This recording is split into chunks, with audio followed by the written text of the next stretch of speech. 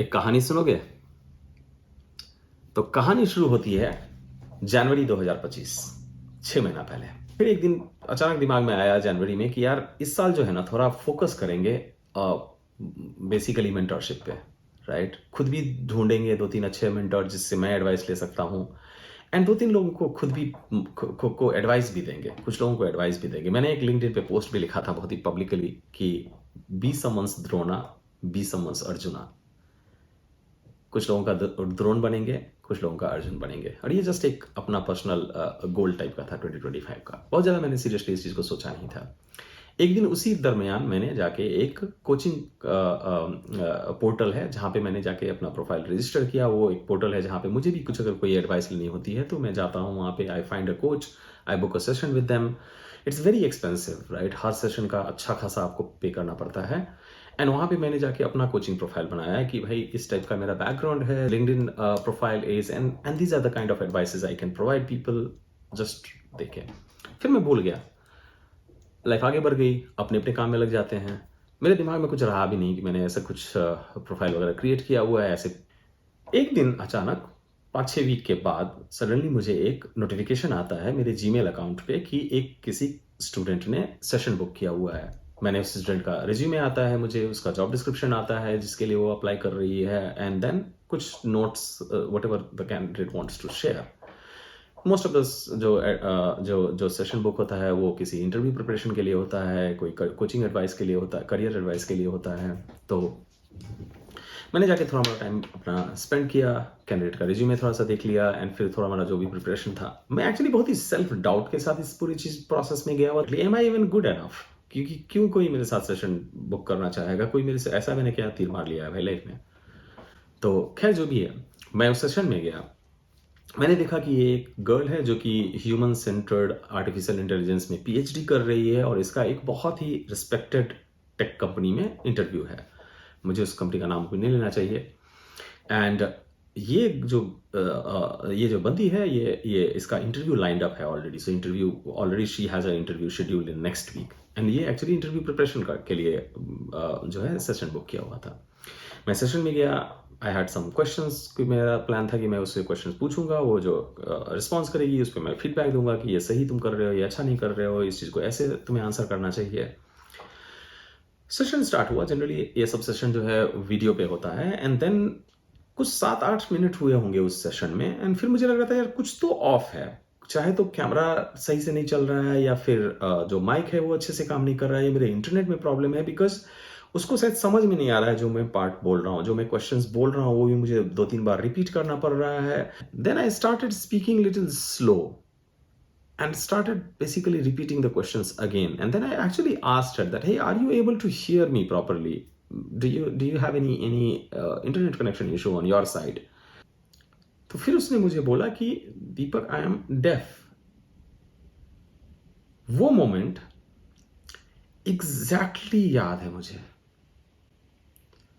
क्योंकि एक तो मैं पहले ही सेल्फ डाउट में था कि पता नहीं मैं ये जो कर रहा हूं मेरी एडवाइस का कोई वैल्यू है भी कि नहीं है, कोई ऐसे कैसे पे कर सकता है इतना पैसा 1 घंटे के मेरे बकवास सुनने के लिए। And now a sense of responsibility कि यार ये क्या है। ये एक बच्चा जो अभी कॉलेज से बाहर, अभी कॉर्पोरेट दुनिया उसने देखा भी नहीं है, उसका पहला कदम होने वाला है उसमें, and she put so much faith in a person like me. क्या मैंने अपने आप को ओवर ब्रांड कर दिया? उसने क्या देखा होगा, लिंक्डइन प्रोफाइल देखा होगा, ऐसा क्या सोच के उसने मेरे साथ सेशन बुक किया होगा? उसके बाद वो पूरी सेंस ऑफ वो बर्डन ऑफ रिस्पॉन्सिबिलिटी जो है ना, वो अगले, मुझे लगता रहा कि अगला 40-45 मिनट का जो सेशन था वो मैंने कैसे, मतलब किसी तरीके से उसको, जो भी क्वेश्चंस थे मैंने अपने जानते हुए जो मुझे समझ में आ रहा था मैं उसको आंसर कर रहा था, मैं उसको बताता गया। फिर मुझे रियलाइज हुआ कि यार ये थोड़ी स्लो समझ रही है तो इसको थोड़ा और एक्स्ट्रा टाइम देना चाहिए। तो in the same time like what ever she had paid for, I went for 45 minutes extra on that session खत्म हो गया। फिर भी ज़्यादा मैंने सोचा नहीं, बट मेरे दिमाग में ये चीज़ जरूर आता रहा बार बार कि यार ये तो बहुत बहुत रिस्पॉन्सिबिलिटी वाला काम है, ऐसे तो नहीं मैं बिना प्रिपरेशन का चला जाऊँ। And then I got a feedback from her which was really good.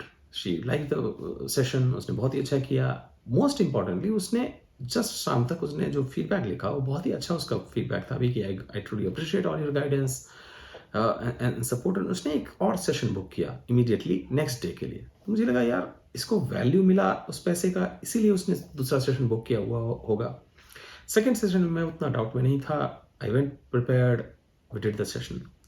तो अब मैं कुछ 50 से ज़्यादा सेशन ले चुका हूँ पिछले 6 महीने में। ज़्यादातर लोग जो मेरे पास आते हैं उनका एक मैंने पैटर्न भी देख लिया है कि एक स्पेसिफिक टाइप के रोल को वो टारगेट कर रहे होते हैं। ज़्यादातर लोग Google, Microsoft, Facebook, Nvidia, Atlassian, Palantir, इस टाइप की कंपनियों में उनका इंटरव्यू लाइंड अप होता है।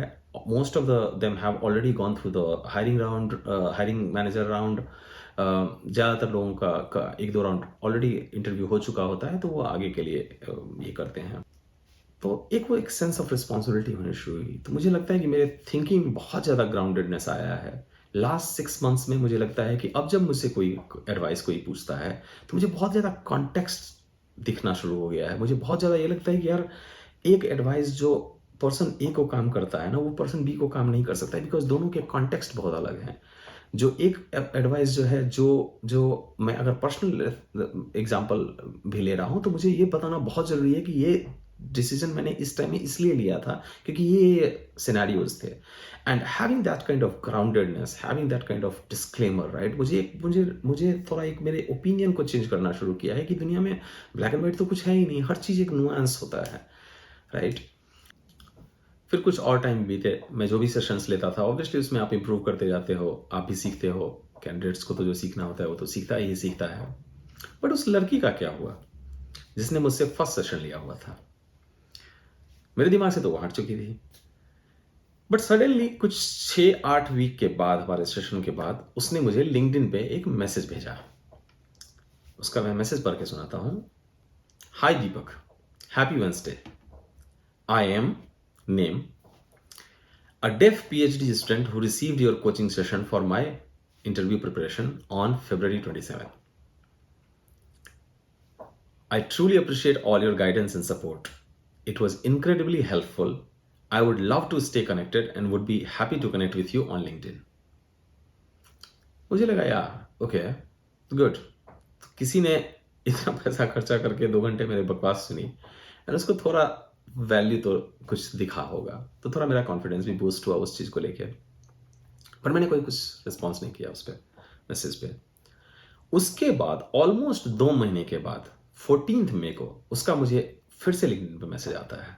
बड़ा लंबा चौड़ा सा मैसेज है जिसमें कि hey Deepak, I hope you are doing good, thank you so much for your coaching before my interview went well, blah blah blah. उसने लास्ट पैराग्राफ में था, I am happy to share that I will be starting a research scientist role at Meta AI. It was pleasure connecting with you and I hope we stay in touch. मुझे लगा कि ये एक अच्छी and हुई उस story की। इस मैसेज को एंड बाकी कैंडिडेट्स के भी जो फीडबैक आते हैं उसको पढ़ के मुझे बहुत अच्छा लगता है। एक तो पहले वो सेंस ऑफ वैलिडेशन फील होता है कि यार I am good at this and I am getting better and I am becoming a better coach every single day. But more importantly एक सेंस ऑफ रिस्पॉन्सिबिलिटी समझ में आनी शुरू हो गई। सेंस ऑफ रिस्पॉन्सिबिलिटी इसलिए कि आप जहाँ पे भी हो अपने लाइफ में, बहुत सारे लोगों के छोटे मोटे बड़े एडवाइसेस हैं जो आपको अलग अलग टाइम पे मिले होंगे। वो सारे एडवाइसेस आपकी कहानी का हिस्सा हैं। मैं जो ये एडवाइसेस दे रहा हूँ किसी को, करियर एडवाइसेस हैं, मैं उनकी करियर का हिस्सा हूँ, मैं उनकी कहानियों का हिस्सा हूँ। And that's a big privilege and I should always respect that. Thank you.